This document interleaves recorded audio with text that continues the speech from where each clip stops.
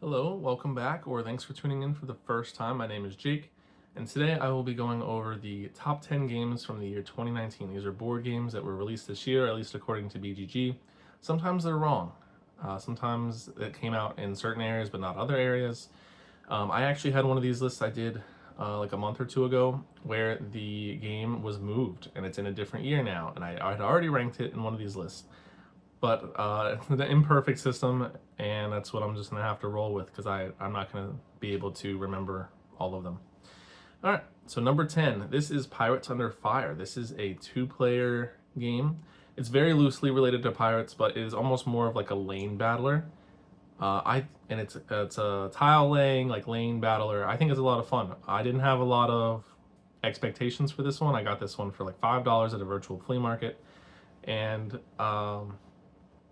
I played it I think like 2 years ago, and I haven't really been back to it. But one that I liked, and I think is a good one. Then number 9, this is the second edition of a game. This is Run, Fight, or Die Reloaded. And I'm assuming that I have the Kickstarter version. I also bought this at a virtual flea market. Might have been the same one, honestly. But I don't have the patch kit that fixes the boards. My biggest complaint was that they misprinted the zones on the board, and I was very able to tell based on the rules and how things worked. And it just was made for a confusing teach to tell everybody, like, oh, by the way, it's not this. Apparently they made a sticker patch to fix it. I didn't get that, or the person that owned it previously didn't have it, and I haven't really reached out to try to get one. But I like the game anyway. It's a lot of fun. You have your own zone. Every player has their own zone. It's like 3 in front of you, and then there's a middle. And you're killing zombies in these zones, and you can potentially push them into other people's zones to get them off your board and onto theirs.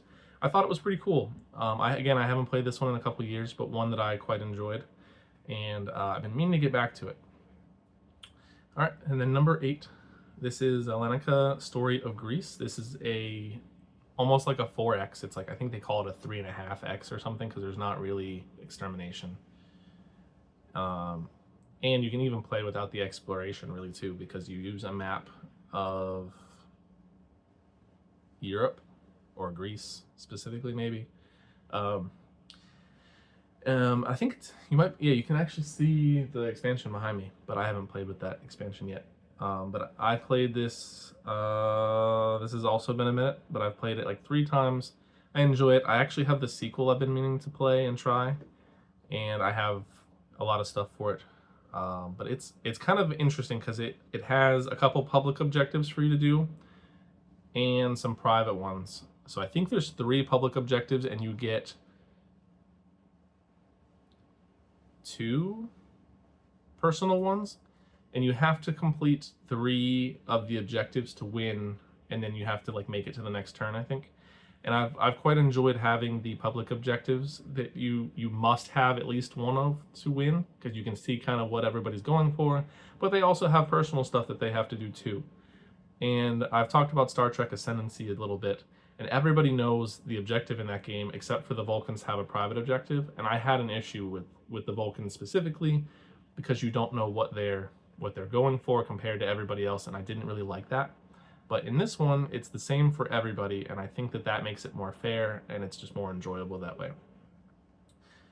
And the combat system is pretty interesting. Different types of units grant you different dice, or the amounts of dice, depending on how many units each of you have. It's got a cool little system in it. I haven't played it in a while. It's quite big and heavy, but a good one. My wife just came out. So back to where we were. I think we were going on to number 7. This is Rolling Ranch. This is a roll and write game. I actually kind of just talked about this in my last video or 2 videos ago, I think, for like 2021 or something. But this is a roll and write where you're trying to build a farm. And I really like this one. I played this at Dice Tower East the first year I went, and I actually went and played it the next year too. He was talking about removing it from their library, and we didn't own it, and I think it was out of print, and went and played it. We were the only ones who played it, and at least the following year he did keep it in, which I thought was fun. I don't know if it's still there now, but after that I did find a copy at a virtual flea market, maybe, or somebody locally. I can't remember, but I had bought it, and it ended up being a new copy. They didn't even say it was in shrink and everything. And I've played it once since then, and that was probably in the last year or so. So this is one that I discovered later, and I do like. I think it's quite cute. You can breed chickens if you roll the right stuff. It's kind of fun. If you have chickens next to each other, or like a certain number of chickens, you can breed more. They're not worth a ton, but it can help you fill out your little objectives and things, and it's pretty cool. And then going on to number 6, this is the original version. There's a newer one now, but this is Untamed Feral Factions. They put out the Spirit Strike edition since then, which essentially bankrupted their company, unfortunately. And it was basically just a bigger box with the new factions in it. But this year was when the first one came out. This was one of my first Kickstarter games, and it's essentially a head-to-head. You can play 3 players, but it's better head-to-head. And you're trying to eliminate their life points, kind of like a Magic or Yu-Gi-Oh or something to that effect, like a CCG or whatever. And you have these different animalized, anamorphic factions, and you get 3 of them, and you can kind of shuffle them up. I think the original came with 9 factions, and you could mix and match. We would draft these decks of cards and mix it all, but kind of a lot of work to like mix them all up and shuffle them because you have to separate them. But I really enjoy it. I haven't played this one recently because I had played online a couple times when the Spirit Strike faction stuff were coming out. So I played it online a couple times. I don't know if I did a video on that or not. And then I played it in person once I received it, and tried the new factions and stuff. I still like it. I still like that. The Spirit Strike stuff was good. I don't think I liked those new factions as much as I expected. And I haven't played it a ton since, but yeah, still really like that one. And then number 5, this is a game that I've talked about in my monthly played videos. This is Draftosaurus. This is a little drafting game where you're building a zoo and you're passing these little dinosaur meeples around and trying to pick the ones that best fit your zoo and get the most points. I just tried this with the Marina expansion recently, and it's one I like. It kind of replaced Sushi Go for me, actually. We used to play Sushi Go, the 2 of us, and then replaced that with Sushi Go Party, which actually was kind of a downgrade in my opinion. There's some things that I feel like because it was a party, you could play it with more, so I wanted to play with more, but I don't like drafting games with more people usually. But this one I do. Draftosaurus I think scales a little bit better for whatever reason, or it just feels just as strategic. Yeah, so number 5. Then number 4, this is actually my very first Kickstarter game. This is Onslaught the card game, and this is very much like a it almost feels like multiplayer Yu-Gi-Oh because you have face down cards that can be activated like trap cards or whatever, but there's there's die rolling where you can attack other players. You have to be the last one standing for the round, and you have to win twice. Still one we play to this day. We've played it within the last year. It's probably been about a year, and we played it like twice in quick succession. And I actually got a cool promo card from them that came out after the fact. I don't know if they ever made an entry for it or anything, but it's been a cool little promo pack that they sent me, so that was pretty cool. But still really like this one. This is probably somewhere from the beginner stage of gaming to maybe like a step up because of the different flip effects and things. It does have a little bit more strategy than something that might be more family oriented. And then number 3, this is a party game. I think this is the second list in a row where I've had, or third. No, I guess the last one didn't, but the one before that. But this is Do You Know Me? This is actually not even a game that I bought. This was Katie's brother's game, and he had bought it. I don't know if they bought it for an event or what, but they'd played it, him and his wife, just the 2 of them. And I don't think that party games really make sense that way. But we played it, and we actually had a lot of fun, a lot of good laughs.